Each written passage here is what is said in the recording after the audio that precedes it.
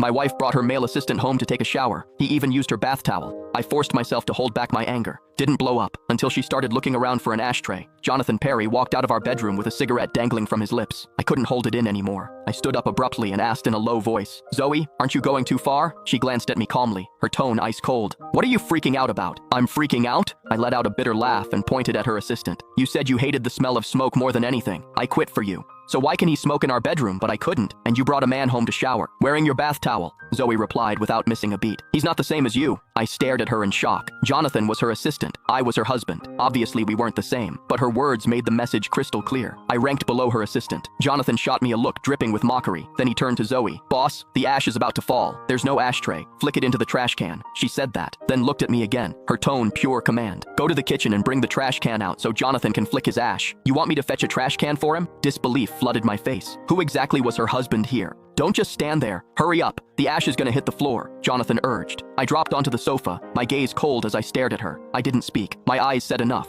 I wanted a reasonable explanation. "Jonathan landed a big project for the company tonight. He's a major contributor. What's wrong with you putting up with it a little?" Hearing that, I was so angry I laughed. "He landed the project, so you let him shower here, smoke here, and use your bath towel? Then should I step out right now and make room for you two?" Before Zoe could respond, Jonathan brazenly flicked his ash onto the floor and smiled at me. "Sure." I glared at him, my sharp eyes full of warning, but he looked like he had someone backing him up, not afraid at all. I shifted my gaze back to Zoe. If she would just open her mouth and scold him right now, I could forgive tonight's outrageous behavior, but she didn't. She allowed it in silence. That deafening silence told me everything. I was in the way here. I should do exactly what I'd suggested, make room for them. I stood up. "Zoe, you really want me to leave? Go out and get some air. Calm down, then come back." Her words made my heart sink to rock bottom. A smile of pure triumph spread across Jonathan's face. I nodded, indifferent. "Wishing you two happiness." I turned and walked out, without a trace of reluctance. Zoe's attitude tonight was worlds apart from before. Bringing Jonathan home was meant to force me out, to make me retreat. Since she'd had a change of heart and didn't want to keep living with me, there was no need for me to cry and beg her to reconsider. I don't beg for love. I walked to the door, then stopped. Behind me,